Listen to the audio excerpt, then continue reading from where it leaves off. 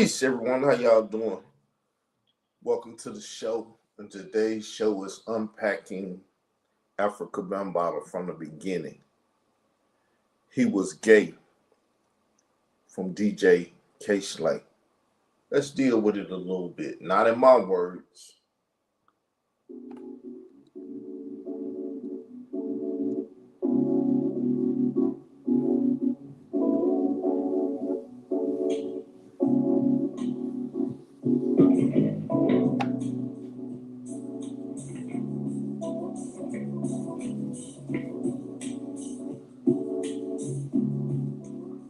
What's good, everybody? My name is Khalil Amani. I said, my name is Khalil Amani. In the words of the great ghetto prophet Jay-Z, allow me to reintroduce myself. My name is Khalil Amani. Some of you know me, and many of you don't know me. I said, some of you know me, and many of you might not know me. But all of the... Can y'all hear? I want to make sure y'all hear this because people never understood the madness that's on my brain. I've never cared about fighting with anybody. I'll fight with anybody. I'll fight with a dog if he want to fight over something I feel like fighting about. Right? So this guy who was on my team and went and played for the Zulu Nation, Troy Star Terrain, Layla Wheels, and all of them, Hip Hop Stands with Survivors, basically a Zulu Nation outfit. He went and played for them. Then he wanted to play the game and argue and fight with me. All I was doing is gathering information. The quiet one, the one that plays ignorant, is the one with the upper hand. People consider me ignorant, so I play ignorant. But we finna allow him to correct the narrative that I brought to the table from day one. Nobody wanted to believe me. But will you believe him when he tell you this? Let's see. Associated with Afrika Bambaataa know me. They all know me. From Hassan Campbell to Ronald Savage to anybody you can name affiliated or associated with the Afrika Bambaataa debacle. Want to talk about it? I've been putting it off because I wanted to get my mind right, make sure, I say what needs to be said, and I might be all over the place, but I'm going off the dome. I'm going off the dome. And yes, everybody has something to say about Afrika Bambaataa, and so do I. Those of you who know who I am, you know my involvement with Afrika Bambaataa. All of the players and folks associated with Afrika Bambaataa, they know my role in the Afrika Bambaataa. All of them know, but now one of them bitch ass niggas will open their motherfucking mouth and tell you the truth, but Carl Albert, you can come ass nigga and say whatever the fuck you want to say about me, but I will not lie against the truth. They know the truth, and they bitch ass won't speak for the truth. I told y'all I'm a crazy man. I don't think like other people, but let's keep listening. The man's dead now, and let's talk about it, shall we? Is it rest in peace, or is it rest in piss? Let's talk about it, shall we? Let me give you the rundown on my involvement in the Yahweh Yahweh, in the Afrika Bambaataa debacle. Let me give you the rundown. I said I've listened to damn near, I won't say everybody, but I listened to many of the key players and non-key players and people who want to talk about Bambaataa. I listened to all of your voices, many as I could, which kind of shaped and kind of helped me formulate my final summation of this man. My narrative helped him finalize his final summation of the man.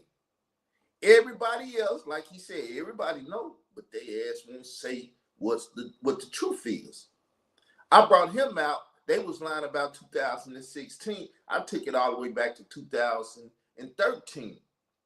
But you don't see that shit in the public because they came out here and lied to the ignorant Negro and trapped y'all ignorant ass in the culture of lying and bullshitting the ignorant ass Negro, which I have never been a part of the ignorant ass Negro community. Never been a part of it. That's what I would say. Y'all can say whatever the fuck you want to say. Y'all the ignorant ass niggas that they trapped in they talented nine and all this and everything else and slopping egg, slob and all that other shit that they done got y'all into. And not me. Afrika Bambaataa. And so here I am, pictured, I said, this is Khalil Amani, pictured with the late, great DJ K. Slay. Let me just talk about me before I get to Bambaataa, because it's only apropos. I said, I've heard everybody talking about Afrika Bambaataa. The nigga's dead now. Everybody has an opinion, and everybody thinks their opinion and their truth is the only truth. Today I listened to that guy over there. You know, the one that they say wrote the Bambaataa story. The guy whose name has been all over the place. Star. I don't want to mention his name. If you know, you know. He's scared of that bitch. The guy who Hassan Campbell and Ronald Savage first came out on his show. If you know, you know. But I listened to his video from yesterday, a 2-hour rant, where this fuck nigga was taking shots at me. Probably 5 or 6 times he threw subliminals my way. Oh, he didn't want to mention my name. But clearly the nigga is butt hurt. Star, you butt hurt? How this thing unfolded, who started what, when, who was first to break the Bambaataa story and shit like that. I realized that the nigga was more butthurt than I am. Damn, Star. He made 4, 5, 6 times he threw shots at Khalil Amani without mentioning my name. Why do I say that? Because if you didn't know, the Afrika Bambaataa, unraveling the Afrika Bambaataa sexual story, it starts with me, Khalil Amani. You tried to... See, that's why I went and got the nigga. Because I knew him and Star were against each other. But I'm going to tell y'all this. I'm on my iPad and it ain't charged up. When it goes off, and if it goes off like that, that's the show. We're going to keep playing though. Told me as my contribution to the Afrika Bambaataa story was nothing but tea and gossip and, you know, women just chit-chatting and gossiping and tea. It wasn't journalism, and I didn't interview anybody. Oh, he took shots at me. Shit was kind of sad and funny at the same time. You mean this nigga is still on that? The nigga is so bent and butthurt behind the fact that there are those who would say that Khalil Amani is the first media person to get at Bambaataa over these childhood messing with boys and homosexuality and stuff like that. There's an asterisk. I said there's an asterisk by his 2016 bringing out the Bambaataa story. And those who are really, really intimately familiar with the story, they know what I'm talking about. But he attacked me all the time because I know the story. I'm intimate with it. I done slept with it. I done effed this story up. Effed it up to the point where the truth, they can't even speak about it. And if they don't kill his ass, the truth will never get out. But if they don't kill me, the truth will get out. It's a very fucked up situation, people, but you got to go through things. Somebody got to be there when it get ugly. Somebody got to be there when it get bloody. Somebody got to be there. Somebody got to be there. And I'm that somebody. Yes, I'm that mosquito buzzing in that nigga's ear. I couldn't believe it, y'all. I listened to the whole 2-hour show of that man's. He did it yesterday. And I couldn't believe how many times he was swatting his ear like a mosquito was buzzing in his ear, talking about me. Oh, he's never going to admit it, but he and I know when you get on that, who gives a fuck about who was first conversation? He would say, nobody cares, and it doesn't matter who broke the story first, and only to turn around in hypocritical fashion and say shit like, oh yeah, Ronald Savage, no, excuse me, rewind. Hassan Campbell was the first to come out. Why does it matter if Hassan Campbell came out first or second? And then he'd go into... Because he gave Hassan Campbell an award for killing the boy. And that's the truth of the matter. Hassan told him and Layla Wills at some point, before I even heard it, that he took a picture to murder the boy. That's why Layla Wills said when I told her about it, it ain't nothing you telling me that I don't know. I know Hassan informed us that he took a picture to murder the boy. Probably even informed him that he killed the boy. That's why she put a slap on me and tried to shut me up. A strategic lawsuit against public participation. With your bitch ass sit up and told me it was all strategic. She did that to have you running up and down the highway. It's all good. I can suffer for righteousness' sake.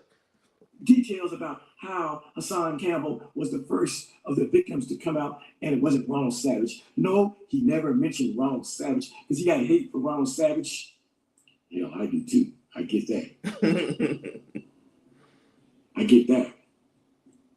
But out of one side of this nigga's mouth, I'm talking about the nigga that had the show in 2016, where Hassan and Ronald came out to cover up the boy. Where they came out to cover up the boy. So you won't talk about the boy, but talk about them. Some old 30, 40-year-old niggas talk about how they got sexually molested when they was young. So you won't talk about the boy that he sexually molested in 2013 and stabbed his ass. That's the shit would have put him in jail, but nobody would talk about that because they bitch ass niggas, and obviously I'm not a bitch ass nigga. In his mouth, he said, "It doesn't matter. Who cares who was first? Who was first to talk about the Bambaataa story?" That's what he says. I said, that's what he says out of one side of his mouth. And on the other side of his mouth, he wants to tell you that Hassan Campbell was the first victim And then he goes into the details about how Hassan put the video on his channel, on his Facebook channel, and he took it off and took it down, and blah, blah, blah, blah, blah. Why does it matter if Hassan Campbell came out before Ronald Savage? Why do you want to explain that to us? But when it comes to who came out first with the story in 2013, you talk all that shit about who gives a fuck.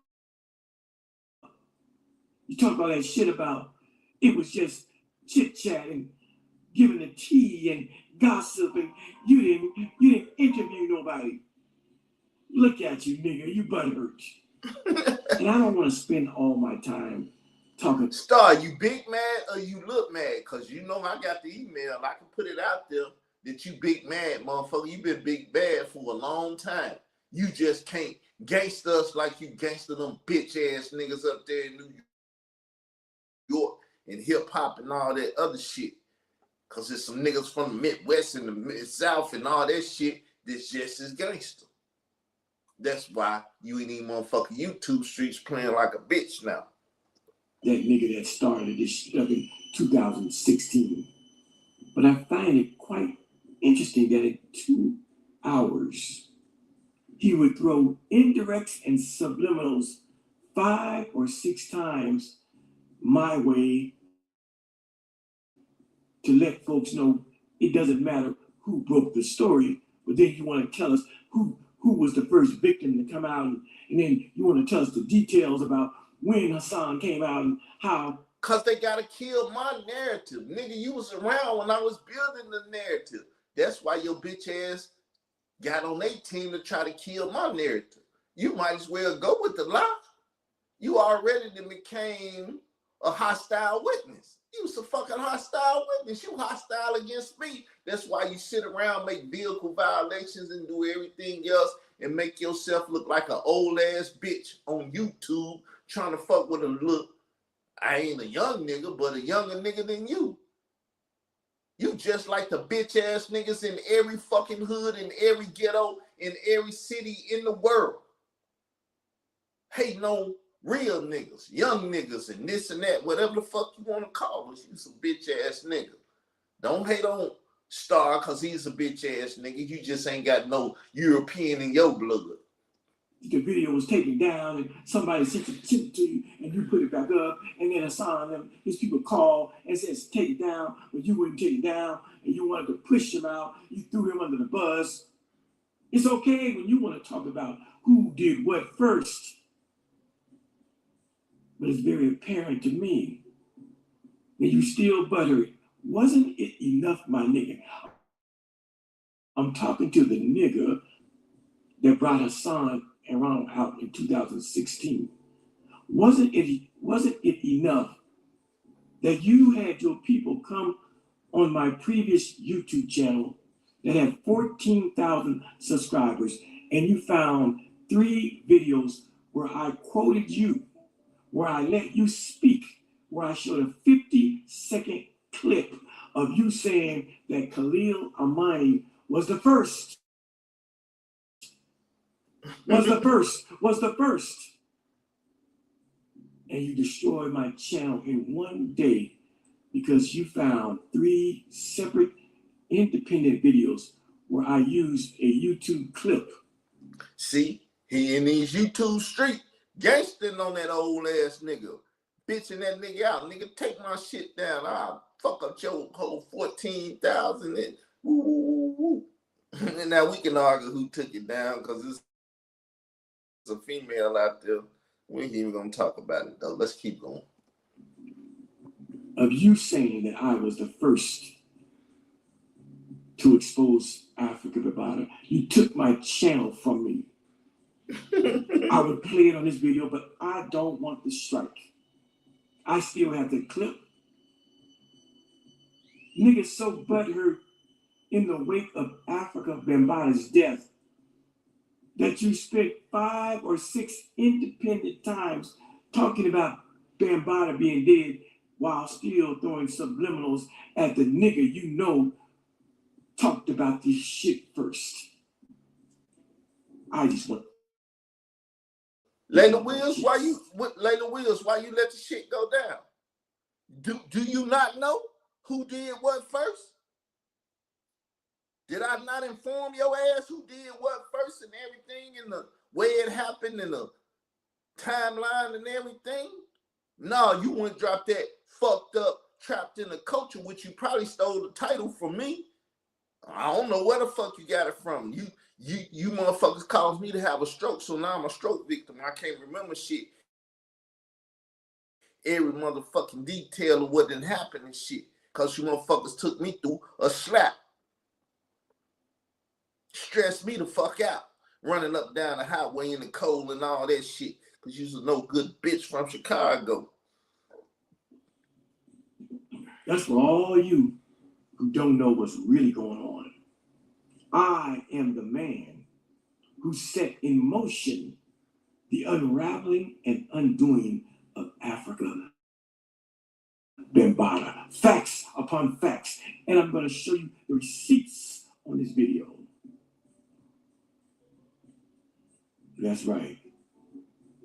Everybody has an opinion about Bambaataa being dead in Bambaataa's life, and so do I. It's just sad that some people think that their opinion outweighs everybody else's opinion, that their experience outweighs everybody else's experience. This same nigga who brought Hassan and Ronald Savage out on his channel, he talked about how it affected him and how it changed him. Well, God damn it, it affected me and it changed my life too. It affected me and it changed my life. I'm a stroke victim because of the shit. I'm the only nigga that ever went to the motherfucking police station because of the shit. And I ain't touched no children. All I did is touch the story. Motherfucker had me locked up trying to kill me in Cook County, but hey. It changed my life too. You weren't the only one affected as a media journalist, someone in the media who dealt with the story. I was the first nigga to get death threats before you. Facts upon facts. And if you stay with me, people, I'm going to show the receipts.